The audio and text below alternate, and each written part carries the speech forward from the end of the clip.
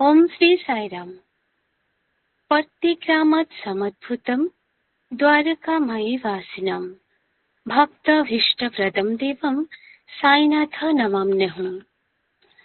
जगत्पति जगत्पिता आम समस्तଙ୍କ ହୃଦୟରେ ବିରାଜମାନ ହୋଇ ଆମ ସମସ୍ତଙ୍କ ଉପରେ ପ୍ରେମ ଓ କରୁଣା ବରସୁଥିବା ସେହି ପ୍ରେମମୟ ଭଗବାନ ବାବାଙ୍କ ପାଦପଦ୍ମରେ ମୋର ଭକ୍ତିପୂତ ପ୍ରଣାମ।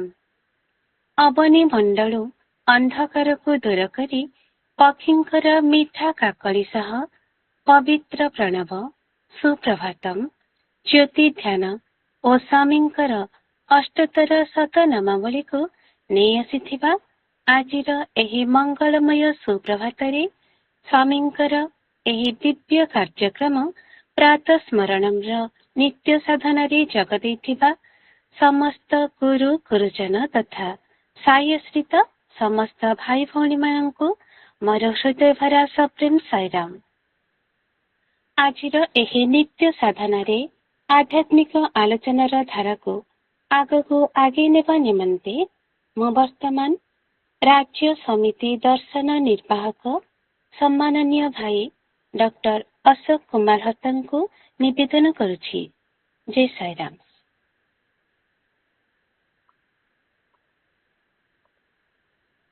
ओम श्री साईराम। परम प्रेममय भगवान बाबा आज रही प्रातः स्मरण कार्यक्रम रे भगवान का पाद पद्म रे युक्त हो रही समस्त भाई और भौणी मान को हृदय भरा साईराम। आज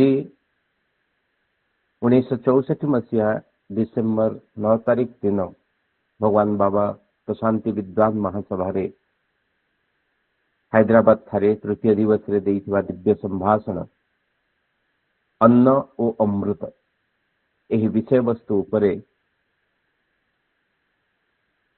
आलोचना करिबा। आशा मोर स्क्रीन टी शेयर होथुबो आपण मानक सहित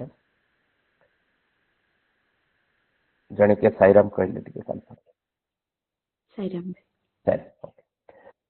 ए विषय वस्तु टिको आलोचना कला बेलकू मोर मन पड़े पूज्य भीमसेन मौसा विषय रे मथा नत हो जाए से पाद पद्म तले केते से अध्ययन करुथिले एवं केते सरल भाव रे आमको भगवान के दिव्य संभाषण को बुझौथिले। से बारंबार कहती जे स्वामी कहती मु केवल अन्न देविनी मु मध्य तुमको अमृत प्रदान करी। ओम श्री साई अन्न वस्त्र प्रदाय नमः। ओम श्री साई आनंदाय नमः। मु तुमको से अन्न मध्य देवी एवं आनंद मध्य देवी। आज जो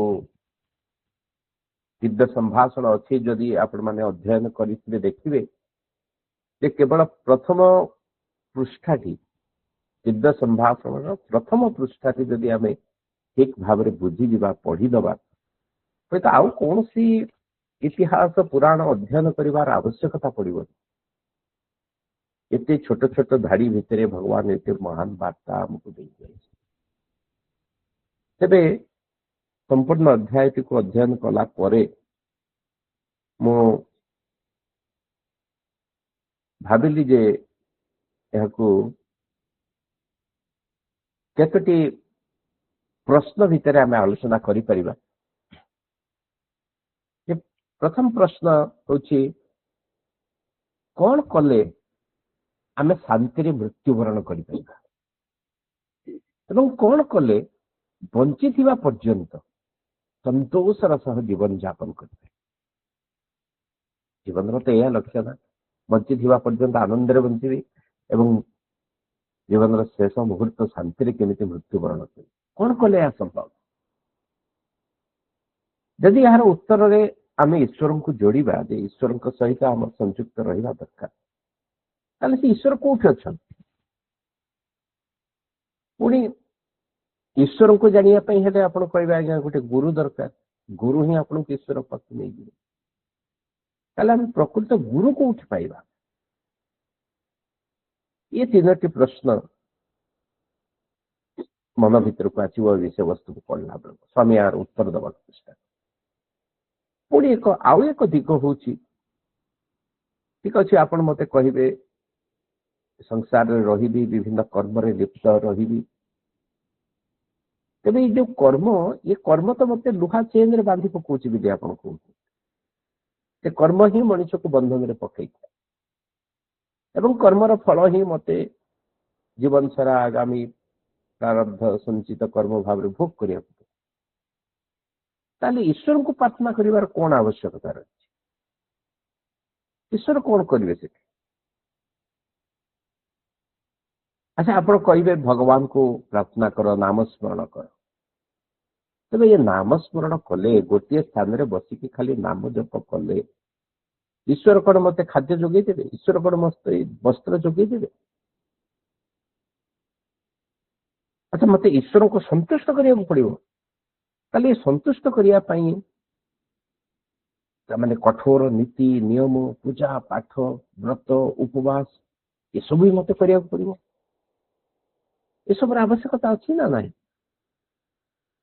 अच्छा मु करी ए कठोर अभ्यास भीतर को जीवी कि भीतर जदि किसी भूल भटकरा होगला किसी भूल होगला ताले ईश्वर तो पुणी मत क्रोधित हे ईश्वर अभिशाप देवे उच्चारण अशुद्ध हो गले पुणी तार उल्टा फल फल सो ये सब ये 7टी प्रश्न को लेकर आम आज आलोचना करने सीमित समय भितर संक्षिप्त भाव में टच करने को चेष्टा करी आपण मैंने पुणे अध्याय को अध्ययन कले यार उत्तर को भल भाव बुझे तेरे ये प्रश्नर उत्तर गुड़ी को आम प्रश्न 7 रु आरंभ कर 1 पर्यंत जीवा प्रश्न 7 रे आम कहले ईश्वर को जब आम ठीक भाव में संतुष्ट न करवा ताहले ईश्वर क्रोधित हेबे और अभिशाप देवे स्वामी ये कौन कहते स्वामी कहते जो भगवान तुमर खराब करती से आदौ भगवान नुहंती अर्थात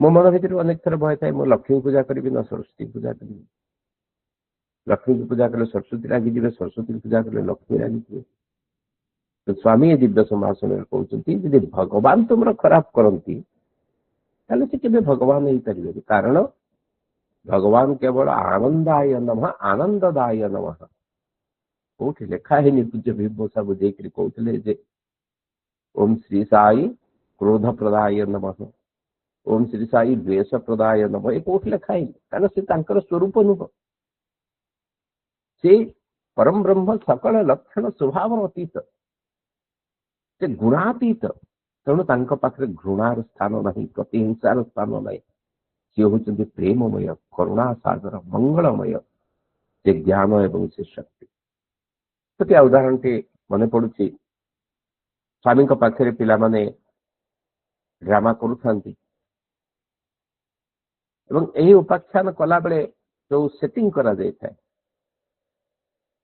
जे भक्त शिवंकर लिंग को जाबुड़ी धरिक पड़ी से जमराज आसुंच जमराज फाश पकाउछंती एवं जतले फाश शिवलिंग ऊपर पड़ी जाउछि सेतबेले धुआं बाहरुछि एवं से धुआं भितरु क्रोधित रूप में शिव बाहरुछि एवं शिव डायलॉग रोची जे जम को धमकाउछंती केमति तोर साहस रे पापिष्ठ एडे तो साहस मोर भक्त ऊपर तू पाश निक्षेप कलु एवं जमराज सेतबेले किछु कहउछंती एवं शिव एवं जमक भितर वार्तालाप क्रोधित वार्तालाप होची जम से हारी जाउछंती स्वामी जिते सीन टाक देखिले कहले बंद कर ये डायलॉग सब कौन अरे भगवान भगवान को सहित कथा होचंती भगवान क्रोध शब्द कौन आसो तो भगवान से डायलॉग को सब चेंज कर भगवान से डायलॉग को चेंज कले जिते बड़े जमराज फाश पकाउछंती सेते बड़े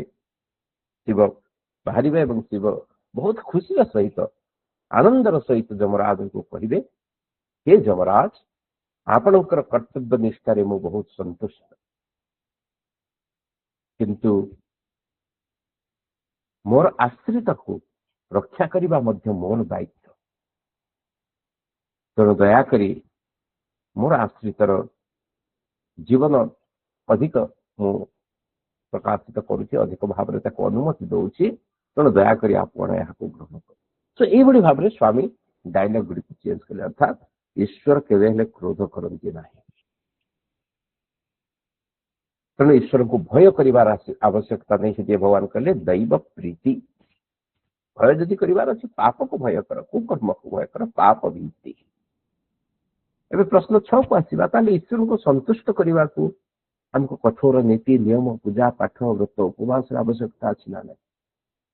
ସ୍ୱାମୀ କଣ କହିଛନ୍ତି? ସ୍ୱାମୀ କହୁଛନ୍ତି ଲୋକମାନଙ୍କ ହିସାବରେ ଫସଲ ଉତ୍ପାଦନ କରିବା ଅପେକ୍ଷା ବାଡ଼ ବୁଝିବା ଅଧିକା ଦରକାର ହେଲାଣି।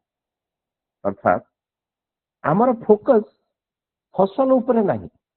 ମୁଁ କେତେ ସୁନ୍ଦର ଅମଳ କରିବି, ମୁଁ କଣଟି ଅମଳ କରିବା ପାଇଁ ଆସିଛି ସେ ଲକ୍ଷ୍ୟ ପରିବର୍ତ୍ତେ ମୋର ବାଡ଼ କେମିତି ବୁଝିବି, ମୋ ଏରିଆକୁ କେମିତି ଅକ୍ତିଆର କରିବି, ମୋ ଏରିଆ ଭିତରୁ କେମିତି କିଏ ପଶିବନି, ଏଇ ସବୁ ଚିନ୍ତା ଭିତରେ ଆମେ ରହିଯାଏ। ବାଡ଼ ବୁଝିବା ଯୋଉ ନୀତି ନିୟମ, ସ୍ୱାମୀ କହୁଛନ୍ତି ନୀତି ନିୟମକୁ ତୁମେ ଏତେ କଠୋର ଭାବରେ ଧରୁଛ ଯେ କଣ ପାଇଁ ମୁଁ ଭଜନ ମଣ୍ଡଳୀକୁ ଆସିଛି, କଣ ସାଧନା କରିବାକୁ ସମିତିକୁ ଆସିଛି, ହୁଏତ ସେଇଠି କୋଉଠି ଭୁଲିଯାଉ। ହୁଏତ ଆମେ କେବଳ ସେଇ ଚିନ୍ତା ଭିତରେ ରହିଯାଉଛେ କଳସଟା କୋଉଠି ବସିବ, ସ୍ୱାମୀଙ୍କ ଶୂନ୍ୟ ସିଂହାସନଟା ଡାହାଣ ପଟେ ପଡିବ ନା ବାଁ ପଟେ ପଡିବ, ଏ ପଟି ଉପରେ କିଏ ଚଢିଗଲା କି ଚଢି ନଗଲା, ଆମେ ତାରି ଲକ୍ଷ୍ୟ ଭିତରେ ରହିଯାଇଛେ। କିନ୍ତୁ କଣ ପାଇଁ ମୋ ଭଜନରେ ବସିଛି ତାହା ହୁଏତ ମୁଁ କୋଉଠି ଭୁଲିଯାଉ। ତେଣୁ ଭଗବାନ କହିଲେ ନୀତି ନିୟମ ମାନ ଯୋଉ ଉଦ୍ଦେଶ୍ୟରେ ପ୍ରବର୍ତ୍ତିତ ହୋଇଥିଲା ସେ ଲକ୍ଷ୍ୟ ହାସଲ ପ୍ରତି, ଲକ୍ଷ୍ୟ ପ୍ରତି ତମେ ଦୃଷ୍ଟି ନ ଦେଇକିରି ଧର୍ମାନ୍ଧ ଭାବେ କେବଳ ଏ ନୀତି ନିୟମକୁ ଧରି ବସିଛ। ପୂର୍ବରୁ ଆପଣ ଦିବ୍ୟ ସମ୍ଭାଷଣ ଯେତେବେଳେ ଆଲୋଚନା ହଉଥିଲା ଶୁଣିଥିବେ, ଆମେ କହୁଛନ୍ତି ଆରେ ଏ ସୁନା ରୂପା ଅଳଙ୍କାର ନେଇକି କଣ ଭଗବାନଙ୍କୁ ଅର୍ପଣ କରୁଛି? ଭଗବାନ କଣ ଏତେ ଗରିବ ହେଇଯାଇଛନ୍ତି ଯେ ତମରି ସୁନା ରୂପା ପାଇଲେ ଧନୀ ହେଇଯିବେ? ଇଏ ଯାଇକି ମନ୍ଦିରରେ ଚୁଟି ଯାକ ନଣ୍ଡା ହଉଛ, ଏ ଉକୁଣି ଲଗା ଚୁଟିକି ନେଇକି ଭଗବାନ କଣ କରିବେ? ଏଇ ନୀତି ନିୟମ ଭିତରୁ ଆମେ କିଭଳି ଭାବରେ କଣ ପାଇଁ ଏଗୁଡିକ କରୁଛି ସେ ଲକ୍ଷ୍ୟକୁ ଆମେ ଧରିବାକୁ ଚେଷ୍ଟା କରିବା, ଏବଂ ତାହା ହିଁ ହେଲେ ଈଶ୍ୱର ସନ୍ତୁଷ୍ଟ ହେବେ। କଣ କଲେ ହବ? ପୁଣି ଭଗବାନ କହୁଛନ୍ତି, ଭଗବାନ ଏଠି ଜପ ଧ୍ୟାନ ଉପରେ ଅଧିକ ଜୋର ଦେଇନାହାନ୍ତି। ସ୍ୱାମୀ କହୁଛନ୍ତି ତମେ ଜପ କର, ଧ୍ୟାନ କର, ତମେ କହିବ ଆଜ୍ଞା ମୋ ପାଖରେ ସମୟ ନାହିଁ, ମୋ ମନ କନସେନ୍ଟ୍ରେସନ ହଉନି, ଏସବୁ ମଧ୍ୟ ମୁଁ ଜୋର ଦଉନା। କଣ ଅଭ୍ୟାସ କରିବା ନା ବାକ୍ ସଂଯମ କର, ବଚନକୁ କୋମଳ ଓ ମଧୁର କର। ଏ ଛୋଟିଆ ଛୋଟିଆ ଅଭ୍ୟାସ ତମେ କର, ତମ କଥାକୁ ତମେ ସଂଯମ କର, କୋମଳ କର, ମଧୁର କର, ଇନ୍ଦ୍ରିୟ ମାନଙ୍କ ପାଖରେ ନଈ ପଡନି, ସବୁବେଳେ ଈଶ୍ୱର ଚିନ୍ତନରେ ଲାଗି ରୁହ। ଭଗବାନଙ୍କର ଯୋଉ ଦୈବ ଐଶ୍ୱର୍ଯ୍ୟ ରହିଛି, ଭଗବାନଙ୍କର ଯୋଉ ମହତ୍ଵ ରହିଛି ତାକୁ ମନେ ପକାଅ, ସେଇ ଭାବ ଭିତରେ ବୁଡିକିରି ରୁହ। ଯେତେ ସମ୍ଭବ ତାଙ୍କର ନାମ ସ୍ମରଣ କର, ଏତିକି ସାଧନା ତମ ପାଇଁ ଯଥେଷ୍ଟ। ଭଗବାନ ବାବା ପ୍ରଶାନ୍ତିରେ ପଢୁଥିବା ପିଲାମାନଙ୍କୁ କହିଲେ, ତମେ ସାଧନା ପାଇଁ ଚିନ୍ତିତ ହୁଅନ୍ତି? ପିଲାମାନଙ୍କ ପ୍ରଶ୍ନର ଉତ୍ତର ଦେଇକରି କହିଲେ, ତମକୁ ଯୋଉ ରୁଟିନ ମୁଁ ଦେଇଛି, ସକାଳୁ ଉଠିଲା ପରେ ଯେମିତି ଓଁକାର ସୁପ୍ରଭାତମ କରୁଛ, ଯୋଗ କରୁଛ, ଏକ୍ସରସାଇଜ କରୁଛ, ତାପରେ ଭଗବାନଙ୍କୁ ଖାଇବା ପୂର୍ବରୁ ପ୍ରାର୍ଥନା କରୁଛ, ଭଗବାନଙ୍କୁ ମଧ୍ୟାହ୍ନରେ ଶୋଇବା ପୂର୍ବରୁ ମାନେ ସ୍କୁଲକୁ ଯିବା ପୂର୍ବରୁ ଶିକ୍ଷା ଗ୍ରହଣ କରିବା ପୂର୍ବରୁ ପ୍ରାର୍ଥନା କରୁଛ, ଆଫ୍ଟରନୁନରେ ପ୍ରାର୍ଥନା କରୁଛ, ରାତିରେ ଶୋଇବା ପୂର୍ବରୁ ପ୍ରାର୍ଥନା କରୁଛ, ସେତିକି ସାଧନା ଯଥେଷ୍ଟ ବୋଲି ପିଲାମାନଙ୍କୁ କହିଲେ ସ୍ୱାମୀ। ସେତିକି, କିନ୍ତୁ ଲକ୍ଷ୍ୟକୁ ବାଡ଼ ଉପରେ ଚିନ୍ତା ନ କରି ଫସଲ ଉପରେ ଲକ୍ଷ୍ୟ ରଖିକିରି କର। ଭଗବାନ ଏଇ ଛୋଟ ଛୋଟ ସାଧନା କିନ୍ତୁ ଲକ୍ଷ୍ୟ ସହିତ ଯୁକ୍ତ ହେଇକରି କରିବା ପାଇଁ ଆମଠୁ ଚାହୁଁ। ତେବେ ପ୍ରଶ୍ନ ନମ୍ବର 5କୁ ଆସିବା ଯେ ଗୋଟିଏ ସ୍ଥାନରେ ବସିକି ଖାଲି ନାମ ଜପ କଲେ କଣ ମଧ୍ୟ ଖାଇବା, ପୋଷାକ, ବସ୍ତ୍ର, ମୋ ଚାକିରି ସବୁ ମିଳିଯିବ, ମୋ ପଇସା ମିଳିଯିବ? କଣ ସ୍ୱାମୀ କହୁଛନ୍ତି? ସ୍ୱାମୀ କହୁଛନ୍ତି ନାମ କରୁଥିବା ଲୋକକୁ ଅନ୍ନ କଣ ଭଗବାନ ଅମୃତ ମଧ୍ୟ ପ୍ରଦାନ କରନ୍ତି। ଓಂ ଶ୍ରୀ ସାଇ ଅନ୍ନ ବସ୍ତ୍ର ପ୍ରଦାୟ ନମଃ, ଓಂ ଶ୍ରୀ ସାଇ ଆନନ୍ଦାୟ ନମଃ। କେବଳ ନାମ ହିଁ ଯଥେଷ୍ଟ, କାରଣ ନାମ ହଉଛି ସେଇ ପୃଷ୍ଟିସାର ଖାଦ୍ୟ ଯୋଉଥିରେ ସବୁ କିଛି ସନ୍ନିବିଷ୍ଟିତ ହୋଇଛି। ଥରେ ମାତ୍ର ଡାକିବା ଦ୍ୱାରା ଅନ୍ତରର କରୁଣ କ୍ରନ୍ଦନ, ହୃଦୟର ବିକଳ ବିଳାପ ବୋଲି ସ୍ୱାମୀ କହୁଛନ୍ତି। ଏତିକି ମାତ୍ର ଭଗବାନଙ୍କର ହୃଦୟକୁ ଜିଣିବା ପାଇଁ ଯଥେଷ୍ଟ। ତମ ଭିତରେ ଥିବା ସବୁ ଅହମ୍ଭାବ, ପଦ ପଦବୀ, ଜ୍ଞାନ, ଗାରିମା, ଏସବୁ ଅହମ୍ଭାବକୁ ତାଙ୍କରି ପାଖରେ ସମର୍ପଣ କରିଦିଅ। ପ୍ରତିଟି ମୁହୂର୍ତ୍ତ, ପ୍ରତିଟି ପଦକ୍ଷେପକୁ ତାଙ୍କ ନିକଟରେ ଅର୍ପଣ କରିଦିଅ, ଏବଂ ସେ ପ୍ରତିଶ୍ରୁତି ଦେଇଛନ୍ତି ଯେ ନିଶ୍ଚିତ ଭାବେ ଆମକୁ କଷ୍ଟରୁ, ଦୁଷ୍ଟ ଶକ୍ତିର ପ୍ରଭାବରୁ ଆମକୁ ମୁକ୍ତି ଦେବେ। ତେବେ ଏଇଠି ଭଗବାନ ଆଉ ଟିକେ ସଚେତ କରି କହୁଛନ୍ତି, ଦେଖ ଭଗବାନ ଦବା ପାଇଁ ଆସିଛନ୍ତି, ବର୍ତ୍ତମାନ ମାଗିବାର ଦାୟିତ୍ୱ ତମ ପାଖରେ। ତମେ ଯାହା ମାଗୁଛ ସେ ସେଇଆ ଦେଇଥାନ୍ତି। ତେଣୁ ଯାହା ମାଗୁଛ ସତର୍କ ହେଇକିରି ମାଗ, ଯାହା ଭଲ ସେ ପ୍ରକାରର ବର ମାଗିବା ପାଇଁ ଶିକ୍ଷା କର। କଳ୍ପବୃକ୍ଷ ପାଖକୁ ଯାଇଛ, ଗାମଛାଟିଏ ମାଗିଲ, ତୌଲିଆଟିଏ, ସେ ତୌଲିଆଟିଏ ପାଇଗଲ ଏବଂ ସେଇଥିରେ ଖୁସିରେ ପଳେଇ ଆସିଲ, ଯାହା ହଉ ସ୍ୱାମୀଙ୍କ ପାଖକୁ ଯାଇଥିଲି, ସ୍ୱାମୀ ମତେ ଚକୋଲେଟଟା ଦେଲେ, ସ୍ୱାମୀଙ୍କ ହାତରୁ ଚକୋଲେଟ ପଡିଲା, ମୁଁ ଚକୋଲେଟ ନେଇକିରି ଆସିଲି, ସେତିକିରେ ସନ୍ତୁଷ୍ଟ ହେଇଯାଉନି। କଳ୍ପବୃକ୍ଷ ପାଖକୁ କଣ ମାଗିବା ଦରକାର ତା ପ୍ରତି ସଚେତ। ମନେ ରଖ, ସ୍ୱାମୀ କହୁଛନ୍ତି ମନେ ରଖ, ସେ ଦୟାମୟ, ତୁମର ପ୍ରାର୍ଥନା ପୂରଣ କରିବା ପାଇଁ ସେ ସଦା ସର୍ବଦା ଆଗ୍ରହୀ, ସର୍ବଦା ଉତ୍କଣ୍ଠିତ ହେଇ ବସିଛନ୍ତି, କିନ୍ତୁ ତମର ପ୍ରାର୍ଥନା ନିର୍ମଳ ହୃଦୟରୁ ନିର୍ଗତ ହେବା ଦରକାର। ମା କାଳୀଙ୍କ ପାଖକୁ ଯାଇଥିଲେ, ଜୀବନରେ ଅନେକ ଦୁଃଖ ଥିଲା, ଅନେକ କଷ୍ଟ ଥିଲା, କିନ୍ତୁ ପହଞ୍ଚିକି ମାଙ୍କ ପାଖରେ ପହଞ୍ଚୁଛନ୍ତି, ମା କଳ୍ପବୃକ୍ଷ ପାଖକୁ ଆସିଛି, ଏଇ ପେଟକୁ ମୁଠେ ଭାତ ଏବଂ ବଞ୍ଚିବା ପାଇଁ ଗୋଟେ ଲୁଗା କେମିତି ତମକୁ ମାଗିବି, ମତେ ଜ୍ଞାନ ଦେ ମା, ଭକ୍ତି ଦେ ମା, ବୈରାଗ୍ୟ ଦେ। ତେବେ ଯଦି ଆମକୁ ଏ ସଂସାରରେ ରହିବାର ଅଛି, କର୍ମ କରିବାର ଅଛି, କର୍ମ ତ ଆମକୁ ବନ୍ଧନରେ ପକାଉଛି ଏବଂ ଯଦି କର୍ମ ବନ୍ଧନ ଆମ ସହିତ ଚାଲିବ ତାହେଲେ ପ୍ରାର୍ଥନା କରିବା କଣ ଦରକାର? ଏଠି କଣ ସ୍ୱାମୀ ଏ ପ୍ରଶ୍ନର ଉତ୍ତର ଦଉଛନ୍ତି? ସ୍ୱାମୀ କହୁଛନ୍ତି କର୍ମ ନିଶ୍ଚିତ ଭାବେ ଆମକୁ ବନ୍ଧନରେ ପକାଏ, କିନ୍ତୁ ଯଦି କେବଳ ସେତିକି ହଉଥାନ୍ତା ତାହେଲେ ଏଇ ଯୋଉ ଶ୍ରୁତି ଆଉ ସ୍ମୃତିରେ ସାଧକ ମାନଙ୍କ ପାଇଁ ଏତେ ପ୍ରକାର ପ୍ରଚେଷ୍ଟା ତପସ୍ୟା ପଦ୍ଧତି କାହିଁକି ଦିଆଯାଇଛି? କାହିଁକି ପୁରାଣ ବେଦ ଉପନିଷଦ ଏତେ ପ୍ରକାର ସାଧନା ବିଷୟରେ, ଏତେ ପ୍ରକାର ତପସ୍ୟା ବିଷୟରେ ଆଲୋଚନା କରିଛନ୍ତି?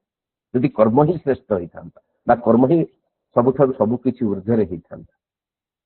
ସ୍ୱାମୀ କହୁଛନ୍ତି ସେଇ ସାଧନା କରିବା ଦ୍ୱାରା, ନାମସ୍ମରଣ ଦ୍ୱାରା, ସେ ତପସ୍ୟା ଦ୍ୱାରା ଏ କର୍ମର ଯେତେ କୁକର୍ମ ବା ଯେତିକି ପରିଣାମ ଆସିଥାଏ ସେ ପରିଣାମ ପରିବର୍ତ୍ତନ ହେଇଯାଇପାରେ। ସେଥିପାଇଁ କହୁଛେ ଓಂ ଶ୍ରୀ ସାଇ କର୍ମ ଧ୍ୱଂସିନେ ନମଃ, ମୋର ଯାହା କୁକର୍ମ ରହିଯାଉଛି ଜାଣତରେ ଅଜାଣତରେ ତାହାକୁ ଆପଣ ଧ୍ୱଂସ କରନ୍ତୁ। ମାର୍କଣ୍ଡେୟଙ୍କର ଉଦାହରଣ ଆମେ ଦେଖୁଥିଲେ, ସ୍ୱାମୀ କହିଲେ ମାର୍କଣ୍ଡେୟଙ୍କର ଉଦାହରଣ ତମେ ଦେଖ, ପରିବର୍ତ୍ତନ ହେଲା ନା ନାହିଁ। ଏମିତି ଅନେକ ଉଦାହରଣ ରହିଛି ଯୋଉଥିରେ ଭଗବତ କୃପା ବହୁ ପରିମାଣର କର୍ମଫଳ ଠାରୁ କାହିଁ କେତେ ଗୁଣରେ ମହତ୍ତର। ଏ କର୍ମ ହୁଏତ ଆମକୁ ବିଭିନ୍ନ ପ୍ରକାର, କେବଳ ଲୁହା ଚେନ୍ କଥା ସ୍ୱାମୀ ଏଠି କହିଛନ୍ତି, ଅଲଗା ଅନ୍ୟ ଦିବ୍ୟ ସିଂହାସନରେ ପୁଣି ସୁନା ଚେନ୍, ପ୍ଲାଟିନମ ଚେନ୍ କଥା କହିଛନ୍ତି। ଯେତେ ଯେତେ ଯେତେ ସାତ୍ବିକ ଅହଙ୍କାର ଆସିବ ସେ ସବୁ ପ୍ଲାଟିନମ ଚେନ୍ରେ ପରିଣତ ହବ। କିନ୍ତୁ ଭଗବାନ କହୁଛନ୍ତି ଈଶ୍ୱରଙ୍କର କୃପାର ଅଧିକାରୀ ହେଲେ ନା ପ୍ରାରବ୍ଧ, ନା ସଞ୍ଚିତ, ନା ଆଗାମୀ, କାହାରିକୁ ଭୟ କରିବାର ଆବଶ୍ୟକତା ନାହିଁ। ଈଶ୍ୱର ତୁମ ଭକ୍ତିରେ ପ୍ରୀତ ହେଲେ ପ୍ରାରବ୍ଧ ଓ ସଞ୍ଚିତର ମନ୍ଦ ପ୍ରଭାବକୁ ସେ କାଟିଦେବେ। ତେଣୁ ତୁମ ପକ୍ଷରେ ସବୁଠୁ ବଡ଼ ଗୁରୁତ୍ୱପୂର୍ଣ୍ଣ କାମ ହେଲା ହରି କୃପା ଅର୍ଜନ କରିବା। ତ ଆମ ଜୀବନର ଲକ୍ଷ୍ୟ ହେବା ଦରକାର କିଭଳି ଭାବରେ ଭଗବାନଙ୍କ ସହିତ ଜଡ଼ିତ ହୋଇ ମୋର ସେ ଫସଲ ସହି ଉପରେ ଆଖି ରଖି ପ୍ରଭୁଙ୍କର କୃପାକୁ ମୁଁ ଅର୍ଜନ କରିପାରେ। ଏବେ ଦ୍ୱିତୀୟ ପ୍ରଶ୍ନକୁ ଆସିବା, ଯଦି ଈଶ୍ୱରଙ୍କ ପାଖରେ ଏତେ ଶକ୍ତି ରହିଛି ଏବଂ ଈଶ୍ୱର ମୋର ସବୁ କର୍ମକୁ ଧ୍ୱଂସ କରିଦେଇ ପାରିବେ, ସେ ଈଶ୍ୱର ଅଛନ୍ତି କୋଉଠି?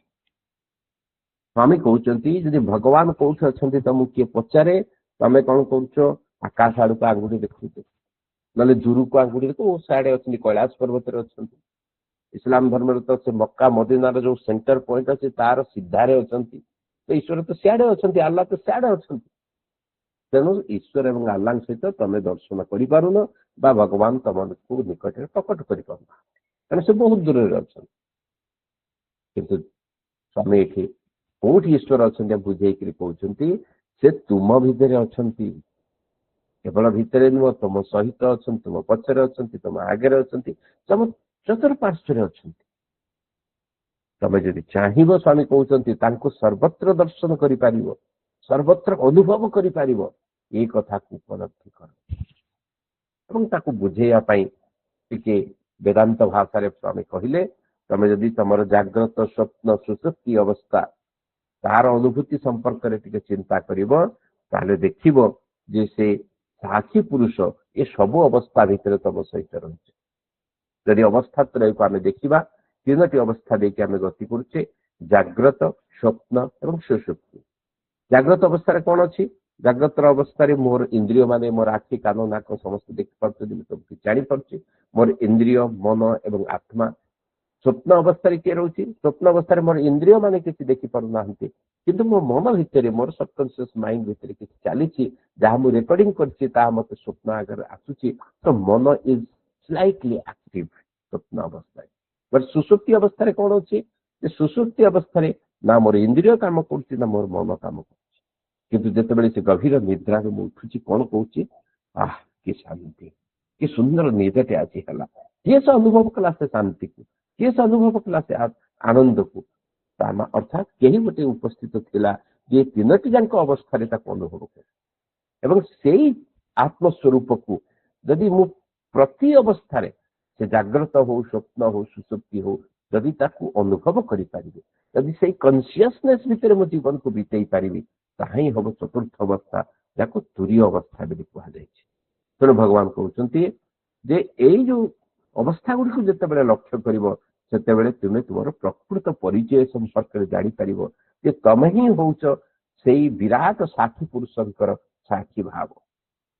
ଏଠି ସାକ୍ଷୀ ଶବ୍ଦ ଭଗବାନ ପ୍ରୟୋଗ କରିଛନ୍ତି ଯେ ସେ ହିଁ ସବୁ ସର୍ବତ୍ର ବିରାଜମାନ, ତାଙ୍କରି ଭିତରେ ଆମେ ସମସ୍ତେ ରହିକିରି ସେ ହିଁ ସବୁ ଲୀଳା କରିକିରି ସବୁ ସାକ୍ଷୀ ଭାବରେ ଦର୍ଶନ କରୁଛନ୍ତି। ଏବଂ ତମେ ମଧ୍ୟ ତାକୁ ଅନୁଭବ କର ଏବଂ ତମେ ମଧ୍ୟ ସାକ୍ଷୀ ଭାବରେ ଦର୍ଶନ କର। ନିଜ ଭିତରେ ସେ ଦିବ୍ୟ ଆତ୍ମାକୁ ଦର୍ଶନ କର ଏବଂ ସମଗ୍ର ପରିବେଶ ଭିତରେ ସେ ଦିବ୍ୟ ଆତ୍ମାଙ୍କର ଉପସ୍ଥିତିକୁ ଅନୁଭବ କର। ତେବେ ଏହାକୁ ଅନୁଭବ କରିବା ପାଇଁ ଯୋଉ ଗୁରୁ ମୋର ଦରକାର, ସେ ଗୁରୁ କୋଉଠି ପାଇବା? ଭଗବାନ ତାର ମଧ୍ୟ ଉତ୍ତର ଦେଇକରି କହୁଛନ୍ତି ଯେ ସେ ହିଁ ହଉଛନ୍ତି ପ୍ରକୃତ ଗୁରୁ, ଯିଏ ଏହି ସଚରାଚରରେ ପରିବ୍ୟାପ୍ତ ଈଶ୍ୱରଙ୍କ କଥା କହିଥାନ୍ତି। ଅର୍ଥାତ୍ ଯିଏ ଈଶ୍ୱରଙ୍କୁ କୌଣସି ଧର୍ମ ଭିତରେ, କୌଣସି ଗୁରୁ ପରମ୍ପରା ଭିତରେ ବାନ୍ଧି ନ ଦେଇକି ତମକୁ ଶିକ୍ଷା ଦିଅନ୍ତି ଯେ ଏହି ସଚରାଚର ଜଗତ ଭିତରେ ସେ ପରିବ୍ୟାପ୍ତ, ସେ ହିଁ ହଉଛନ୍ତି ପ୍ରକୃତ ଗୁରୁ। ଏବଂ ସେଭଳି ପ୍ରକୃତ ଗୁରୁ କେବଳ ଭଗବାନ ହିଁ ହେଇପାରିବେ। ଏବଂ ସେଥିପାଇଁ ସ୍ୱାମୀ କହୁଛନ୍ତି ତମର ଭଗବାନଙ୍କୁ ପ୍ରାର୍ଥନା କର ତମର ଗୁରୁ ହେବା ପାଇଁ। ତମର ମନ ଓ ବୁଦ୍ଧିକୁ ନିର୍ମଳ କର, ଜାଗ୍ରତ କର ଏବଂ କେବଳ ଭଗବାନଙ୍କୁ ପ୍ରାର୍ଥନା କର ଯେ ହେ ପ୍ରଭୁ, ଇଏ ଅନୁଭବ ଆଣିବା ପାଇଁ ଆପଣ ହିଁ ମୋର ଗୁରୁ ହୁଅନ୍ତୁ। ଏବଂ ସେତେବେଳେ ସ୍ୱାମୀ କହୁଛନ୍ତି ଯେତେବେଳେ ତମର ଏଇ ପ୍ରାର୍ଥନା ହବ, ସେ ନିଶ୍ଚିତ ଭାବେ ନିଜ ହୃଦୟ ସିଂହାସନରୁ ତୁମକୁ ପଥ ପ୍ରଦର୍ଶନ କରେଇବେ। ସେ ହିଁ ତମ ହୃଦୟ ଭିତରେ ଅଛନ୍ତି। ଫଲୋ ଦ ମାଷ୍ଟର, ତମର ବିବେକର ଅନୁସରଣ କର, ତେବେ ବିବେକକୁ ରାସ୍ତାକୁ ପରିଷ୍କାର କରିବା ପାଇଁ ସେ ହିଁ କୃପା କରିବେ ଏବଂ ସେହି ତମ ହୃଦୟ ସିଂହାସନରୁ ତମର ଗୁରୁ ଭାବରେ ତମକୁ ପଥ ପ୍ରଦର୍ଶନ କରିବେ। ଏବେ ଅନ୍ତିମ ପ୍ରଶ୍ନକୁ ଆସିବା।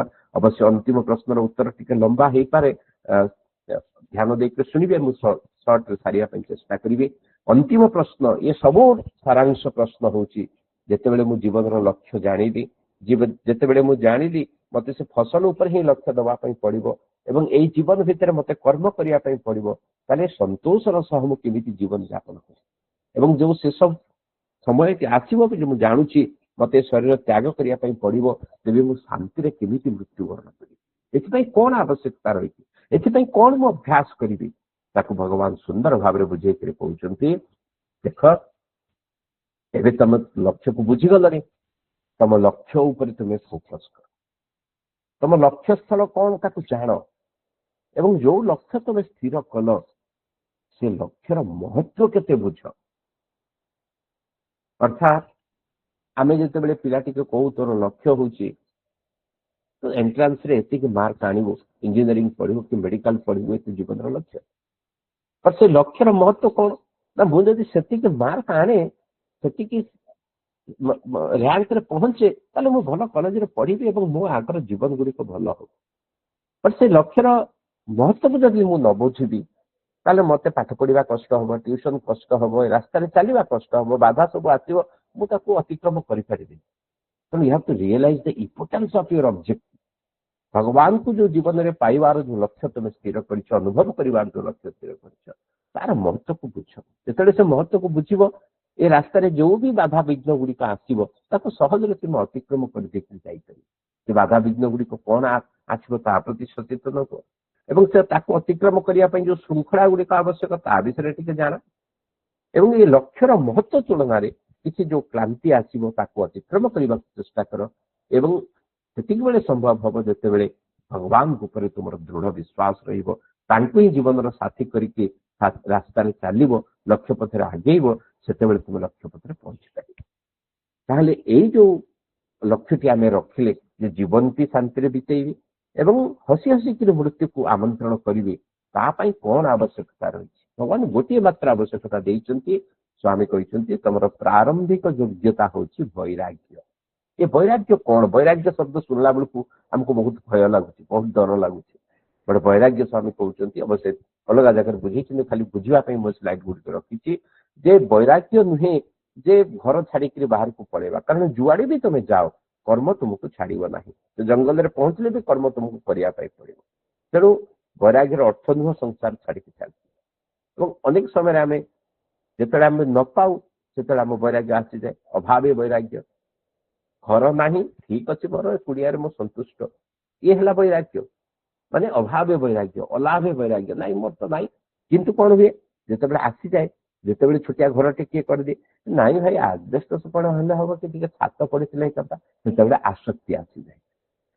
ଆଉ ଗୋଟେ ବୈରାଗ୍ୟ ହଉଛି ଶ୍ମଶାନ ବୈରାଗ୍ୟ। ବେଳେ ବେଳେ ଆସେ ଆମ ଭିତରକୁ, ଏ ସଂସାର କଣ, ଏହା ହଉଛି ଦେଖ, ଫ୍ଲାଇଟରେ ଯାଉଥିଲେ କୁଆଡେ ଚାଲିଗଲେ 201 ସ୍ତ୍ରୀ, ଗୋଟିଏ ସେକେଣ୍ଡ ଭିତରେ 10 ସେକେଣ୍ଡ ଭିତରେ କୁଆଡେ ଚାଲିଗଲେ।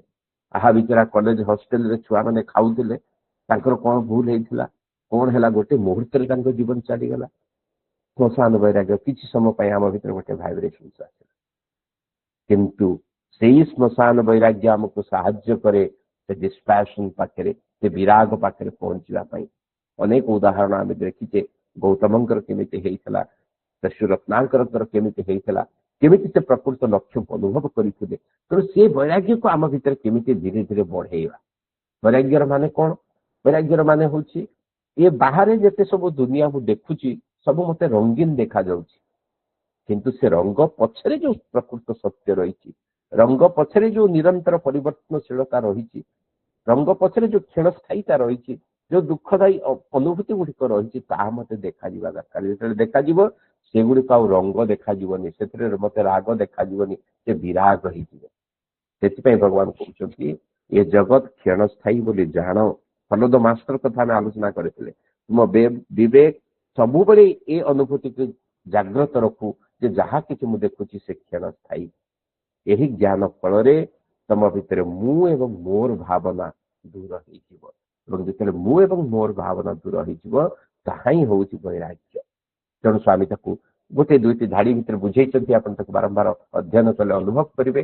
ସ୍ୱାମୀ କହୁଛନ୍ତି ସାଧକର ପ୍ରଥମ ଗୁଣ ହେଲା ବୈରାଗ୍ୟ। କେମିତି ପ୍ରାପ୍ତ ହବା ନା ଗଭୀର ଅନୁଧ୍ୟାନରୁ। ମୁଁ ଏ କଥା ଯାହା କହୁଥିଲି, ଦ୍ୟାଟ୍ ଇଜ ଓନ୍ଲି ଅବଜରଭେସନ୍ସ, ଗଭୀର ଅବଜରଭେସନ୍ସ, ଡିପ୍ ଅବଜରଭେସନ୍ସ। କଣ କାହାର ନା ଇନ୍ଦ୍ରିୟ ମାନଙ୍କର ସ୍ୱଭାବ, ଇନ୍ଦ୍ରିୟ ମାନେ କଣ ମତେ କହୁଛନ୍ତି, ଆମ ଚତୁଃପାର୍ଶ୍ୱର ସ୍ୱଭାବ କିଭଳି ଭାବରେ ସେଗୁଡିକ ସବୁ କ୍ଷଣସ୍ଥାୟୀ ହେଲେ ମୋ ଭିତରେ ବିରାଗ ସୃଷ୍ଟି ହବ, ଏବଂ ମନ ବୁଦ୍ଧିର ସ୍ୱଭାବ ଆକୁ ଯଦି ମୁଁ ଅବଜର୍ଭ କରିବି, ତାହେଲେ ମୋ ଭିତରେ ସେ ବୈରାଗ୍ୟ ଭାବ ଜାଗ୍ରତ ହବ। ଯେତେବେଳେ ତୁମେ ଅନୁଭବ କରିବ ଯେ ଏ ସବୁ କ୍ଷଣସ୍ଥାୟୀ, ଏ ଯାହାକୁ ମୁଁ ମୋ ହୀରା ଅଳଙ୍କାର ଭାବିକିରି ରଖିଛି, ଏ କୋଠା ବାଡି ଘର ଏ ସବୁ ଭାବୁଛି ଏଇ ମୋର ପ୍ରପର୍ଟି, ଏହି ମତେ ସ୍ୱର୍ଗକୁ ନେଇଯିବ, ଏବଂ ତମେ ଯେତେବେଳେ ଅନୁଭବ କରିବ ଆରେ ଏ ସବୁ କ୍ଷଣସ୍ଥାୟୀ, ଗୋଟେ ମୁହୂର୍ତ୍ତରେ କୋଉଠି ଉପରୁ ତମେ ବସିକି ଘର ଭିତରେ ଖାଉଛ, ଉପରୁ ସେ ପକ୍ଷୀଟି ଏରୋପ୍ଲେନଟି ଗଳି ପଡୁଛି ଏବଂ ତମେ ଚାଲି ଯାଉଛ, ସେତେବେଳେ ତମେ ଅନୁଭବ କରିବ ଆରେ ସେ ମୁହୂର୍ତ୍ତରେ ମତେ ତ କାହିଁ ହୀରା ଅପେକ୍ଷା କଲାନି, ମୋର ଏତେ ସୁଦୃଢ ବିଲ୍ଡିଂ ମୁଁ ବନେଇଥିଲି କାହିଁ ମତେ ରକ୍ଷା କରିପାରିଲାନି। ସେତେବେଳେ ତମେ ଅନୁଭବ କର ଆରେ ଏଗୁଡା ସବୁ କାଚ ଗୁଡାରେ, ଏଗୁଡା ମୋର ଜୀବନରେ କୋଉଠି କାମରେ ଆସିବନି। ଯେତେବେଳେ ଏ ଅନୁଭୂତି ତମ ଭିତରେ ଆସିବ, ସେତେବେଳେ ତମେ ଆକୁ ତ୍ୟାଗ କରିବା ପାଇଁ ମଧ୍ୟ ତମକୁ କେହି ପ୍ରବର୍ତ୍ତାଇବା ଦରକାର ନାହିଁ। ସେଥିପାଇଁ ନଚିକେତା କହୁଛନ୍ତି ମହାରାଜ ଯମରାଜଙ୍କୁ ଯେ ଆପଣ ମତେ ଏତେ ଲୋଭ ଦେଖାଉଛନ୍ତି, ଏତେ ପ୍ରପର୍ଟି ଦେଇଦେବେ, ଏତେ ରାଜା କରିଦେବେ, ସମ୍ରାଟ କରିଦେବେ, ଏତେ ବର୍ଷ ଆୟୁଷ ଦେଇଦେବେ, ଏତେ ଚାଷୀ ଚପରାସୀ, ଏତେ ନର୍ତ୍ତକୀ ସବୁ ମୋ ପାଇଁ ଖଞ୍ଜିଦେବେ, କଣ ହବ ଏସବୁ? ଯେ ପର୍ଯ୍ୟନ୍ତ ଆଜ ଲଙ୍ଗ ଆଜ ଡେଥ୍ ଇଜ ଦେୟାର, ଯେତେବେଳେ ମୃତ୍ୟୁ ଅଛି ଏବଂ କୋଉ ମୁହୂର୍ତ୍ତରେ ବି ମୃତ୍ୟୁ ଆସିଯାଇପାରେ, ଏ ଏନ୍ଜୟମେଣ୍ଟ ମତେ କୋଉ କାମରେ ଲାଗିବ? ଏ କଥା ନଚିକେତା ପଚାରୁଛନ୍ତି। ସ୍ୱାମୀ କେତେ ଗୁଡିଏ ପଏଣ୍ଟ ଦେଇଛନ୍ତି, ଯାହାକୁ ଯେହେତୁ ସମୟ କମ ଅଛି ମୁଁ ଖାଲି ଲେଖିଦେଇଛି ଆପଣଙ୍କ ପାଖରେ ସ୍କ୍ରିନରେ। ମନ ଭିତରେ ପ୍ରଶ୍ନ ଆସିପାରେ ଯେ ଯଦି ମତେ ବୈରାଗ୍ୟକୁ ଯିବାର ଅଛି ଏବଂ କର୍ମ ଫଳ ମତେ ବନ୍ଧନ କରିବ, ତାହେଲେ ମୁଁ କାମ ଆଉ କାହିଁ କରିବି? ମୁଁ ଖାଲି ବସିକିରି ଚେୟାରରେ ନାମସ୍ମରଣ କରିବି, ଜପ ଧ୍ୟାନ କରିବି, ଆଉ ବିଦାୟ ନେବି, ଭଗବାନ ତ ସବୁ ଦେଇଦେବେ ନାମସ୍ମରଣ କଲେ, ଆଉ କଣ ଅଛି? କିନ୍ତୁ ଭଗବାନ ସଚେତନ କରିକି କହୁଛନ୍ତି କଣ କର, ମନେ ରଖ ତମେ ହେଲ ଦିବ୍ୟ ସ୍ୱରୂପ, ତମକୁ ए दैवत्वर सहित ए सुंदर जन्म तुमको दि जाइछि ए जन्म को सार्थक भाव रे नियोजित कर ए जन्म रे को प्रकार हीरा संग्रह करा जिबा दरकार ता प्रति सचेतन हुआ पुणी स्वामी कहते अर्थ उपार्जन कर तुमको काम करने पड़ो अर्थ उपार्जन करने पड़ो किंतु से अर्थ को धर्मांध भाव में जाबुड़ी धर ना स्वामी गोटे स्कूल टीचर उदाहरण देते अध्याय जड़े शिक्षक जिते कॉलेज को गोटे स्कूल प्रधान शिक्षक दायित्व दि जाऊँगी सी जदि भाव अरे मोर तो 2 वर्ष पर बदल हो मुझे छुआ कहीं पाठ पढ़ेबी मोर स्कूल सहित कौन संपर्क मु 2 वर्ष रही पलैबी जदि यही भाव में सी तार कर्मफल बंधन भितर पड़े कि सी जिते से साक्षी भाव को आसो से ट्रस्टी भाव को आसो मत ये 2 वर्ष दायित्व दि जाए स्कूल को एक उन्नत विद्यालय परिणत करने निजक सार्थक भाव में नियोजित करी जन प्रधान शिक्षक भाव में मत ये उपार्जन करने पड़ो चाकरी कर मत पैसा आसो कि से पैसा को मुझे भाव में समाज मंगल वियोजक करी मो छात्र मान आग को नेबी सो दैट मुझे 2 वर्ष पर गलापर लोक मत मन पकाउे सी भाव में जिते से कम कर साक्षी भाव में जिते से कम कर एक भल सफल प्रधान शिक्षक हो पारे भगवान कहते भगवान तरफ भगवान जहाँ प्रिय भगवान जो समर्थित कार्य से उद्देश्य तुम समय धन ये सब को वियोजित कर केते भूल हो जाए आम ये सब कम करने भितर प्रचार भितर बुड़ी जाऊ आत्माभिमान भितर बुड़ी जाऊ वृथा आडंबर भितर बुड़ी जाऊ स्वामी कहते ये सबू तुम भगवत मार्ग में अग्रसर हबार बाधा सृष्टि कर तुम्हें सचेतन हुआ ये जो जीवनचर्या नेगेटिव जीवनचर्या जेहेतु हो जाऊँगी सेगुड़िक बाधा विघ्न सृष्टि करुच्ची प्रति तुम्हें सचेतन हुआ तुम्हें बाह्य दृष्टि जो जगत को देखुच ताकू जगत मन कर ना ताकू ये विद्यालय ये काठ टेबुल ये हीरा रूपा आपको भावनी यहाँ को आत्मार आखिरे परमात्मा परिप्रकाश रूपे अवलोकन कर आत्मार आखिरे देखो सबकि परमात्मामय यही भाव भितर बुड़ी रुह एपरी दृष्टि तुमको द्वंद्वर दिगंत अतिक्रम कर एकत्र इलाकार उपनीत होगापी साहाय्य कर समय आसव शीघ्र हो बा विलंब हो दिने ना दिने सब गुड़ी को छाड़ी हो तुम्हें भल पाउथबा अर्जन कर संपत्ति प्रति ठीक से ही मनोवृत्ति पोषण कर जिते बड़े तुम भितर विराग आसव तुम जान सबकि गोटे मुहूर्त में मोर चलीज से तुम आटाचमेंट कमिज फल तुम जीवन अत्यंत आनंदर सहित चारिआडे से परमात्मा को दर्शन कर खुशी तुम जीवन टी बीतई पार और प्रति मुहूर्त तुम्हें प्रस्तुत से मृत्यु को वर्ण करने आनंदर सहित शांतिर सहित कोड़े नापी तो समराइज जहाँ आम डिस्कसन कले भगवान कहते जीवन यात्रा रे तुम दुईटी आटिट्यूड दुईटी मनोभाव रहा दरकार सी हूँ नैवेद्यम एवं प्रसादम नैवेद्यम माने मु जहा किछि करुछि भगवान को ही अर्पण करुछि मु मोर पाठ पढ़ुछि मु व्यवसाय करुछि ऑफिस रे काम करुछि मु कहा सहित कथा होछि मु गछरे पानी दउछि जहा भी किछि प्रति मुहूर्त रे करुछि ये होछि नैवेद्यम कारण मोर चारिपटे ही परम पुरुष अच्छा मुझे ही समर्पण करुच्ची जहाँ किसी करुच्ची सी हूँ नैवेद्य बा भोग अर्पण एवं जीवन सारा प्रति मुहूर्त में जहाँ किसी पाऊँची सी हूँ प्रसाद से जीवन दुख ही पारे कष्ट ही पारे रोग ही पारे हे प्रभु तमें जहाँ मत देछ मुझे प्रसाद भाव में ग्रहण करुच्ची जहाँ किसी मु करुच्ची ताहा आपन को नैवेद्य भाव में दूसरी यही नैवेद्य एवं प्रसादम मनोवृत्तिर सहित आटिट्यूड सहित जिते आम जीवन में आगे चलवा जिते जीवन प्रति मुहूर्त आनंदमय हम एवं जीवन शेष मुहूर्त को से नैवेद्यम भाव भगवान को अर्पण करदे एवं मृत्यु को प्रसादम भाव ग्रहण कर आमको से मनोवृत्ति विकसित करने भगवान कृपा करंतु प्रभुंकर पाद पद्म हृदय प्रार्थना साईराम।